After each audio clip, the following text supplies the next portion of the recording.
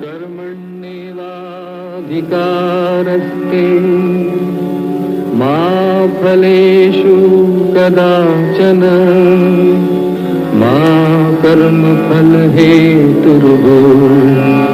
मा ते संगोऽस्त्वविकर्मणि।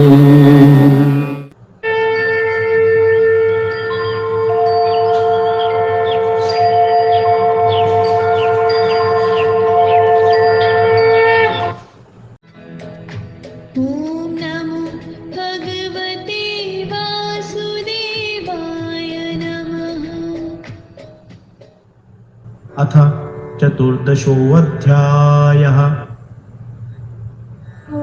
श्री भगवान बोले, समस्त ज्ञानों में उत्तम उस परम ज्ञान को मैं पुनः कहूंगा, जिसे जानकर सभी मुनिजन इस संसार से मुक्त होकर परम सिद्धि को प्राप्त हुए हैं।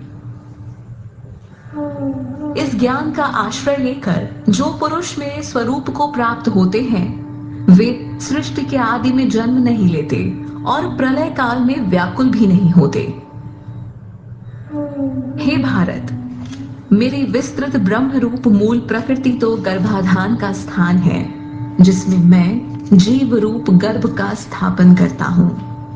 उसी से समस्त प्राणियों की उत्पत्ति होती है। हे कौन्तेय, समस्त योनियों में जितने शरीर उत्पन्न होते हैं, उन सब की उत्पत्ति प्रकृति से है, और मैं तो मात्र बीज की स्थापना करने वाला पिता हूं। हे महाबाहो, प्रकृति से उत्पन्न होने वाले सत्व, रजस और तमस, ये तीनों गुण अविनाशी आत्मा को इस शरीर में बांध देते हैं। हे अनघ, इन तीनों गुणों में सत्व गुण निर्मल होने के कारण प्रकाशमय और बुराई रहित है।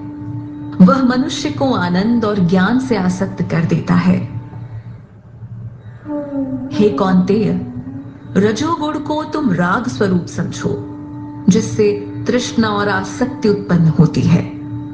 वही जीवात्मा को कर्मों की आसक्ति से बांधता है। हे भारत, तमोगुण को तू अज्ञानता से उत्पन्न जान। यह समस्त जीवात्माओं को मोहित करने वाला है, जो प्रमाद, आलस्य और निद्रा से जीव को बांधता है।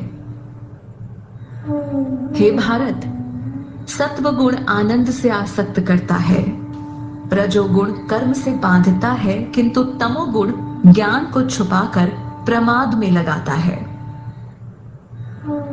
हे भारत, रजोगुण और तमोगुण को दबाकर सत्वगुण और तमोगुण को दबाकर रजोगुण तथा सत्वगुण और रजोगुण को दबाकर तमोगुण बढ़ता है। जब इस देह के समस्त इंद्रिय रूपी द्वारों में ज्ञान रूपी प्रकाश उत्पन्न हो जाए, तब सत्वगुण को बढ़ा हुआ जाना चाहिए। हे भरत शर्भ, रजोगुण के बढ़ने पर लोभ, वासना, चंचलता, कार्य की प्रवृत्ति और अशांति पैदा होती है। हे कुरुनंदन, तमोगुण के बढ़ने पर अंधकार, कर्म से विमुखता, आलस्य, प्रमाद और मोह पैदा होते हैं। जिस समय मनुष्य का सत्व गुण बढ़ा हो, यदि उस समय उसकी मृत्यु हो जाए, तो वह स्वर्ग लोक को प्राप्त करता है। रजोगुण के बढ़ने पर मरने वाला प्राणी कर्मासक्ति वाली मनुष्य योनि में जन्म लेता है, तथा तमोगुण के बढ़ने पर मरने वाला प्राणी मूढ़ योनि अर्थात कीट, पशु आदि में जन्म लेता है। श्रेष्ठ कर्म का फल सात्विक और निर्मल कहा गया है। रजस कर्म का फल दुख और तमस कर्म का फल अज्ञान कहा गया है।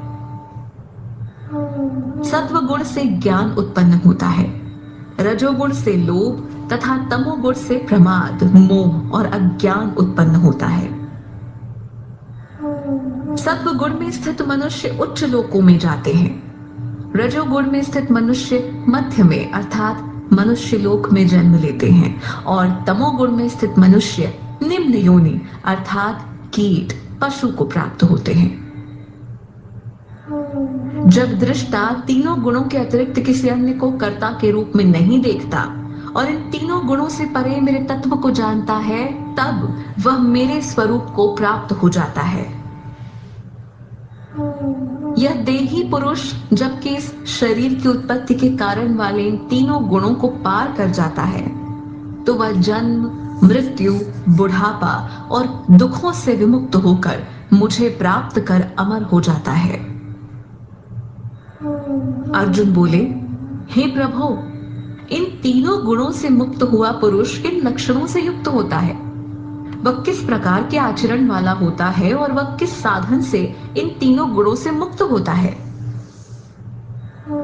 श्री भगवान बोले, हे पांडव, ऐसा पुरुष जो प्रकाश, कर्म तथा मोह, जो कि सत्व गुण, रजोगुण और तमोगुण के प्रभाव से हैं, इनके प्रवृत्त होने पर न तो उनसे द्वेष करता है और न ही निवृत्त होने पर इनकी आकांक्षा करता है, जो बेफिक्र होकर गुणों द्वारा विचलित नहीं होता और गुण ही गुण में कार्य कर रहे हैं, ऐसा जानकर जो अपने स्वरूप में स्थित रहता है और उस स्थिति से विचलित नहीं होता, जो मनुष्य सुख दुख में समान रहता है, जो मिट्टी, पत्थर और स्वर्ण को एक समान समझता है, ऐसा ज्ञानी पुरुष प्रिय और अप्रिय तथा निंदा और प्रशंसा में समभाव रखता है, जो मान और अपमान में समभाव रखता है तथा शत्रु और मित्र को भी समान समझता है। ऐसे सकाम कर्मों का परित्यागी पुरुष गुणातीत कहा जाता है। जो संपूर्ण रूप से भक्ति योग के द्वारा मेरी उपासना करता है, वह शीघ्र ही तीनों गुणों को पार कर मुझ परम ब्रह्म को पाने का अधिकारी है, क्योंकि मैं ही अविनाशी, ब्रह्म, अमृत, शाश्वत, धर्म और परम सुख का स्वरूप हूँ। ओम तत्सदिति श्रीमद्भगवद्गीतासूपनिषत्सु ब्रह्म विद्यायाम योग शास्त्रे श्री कृष्णार्जुन संवादे गुणत्रय विभाग योगो नाम चतुर्दशोऽध्यायः।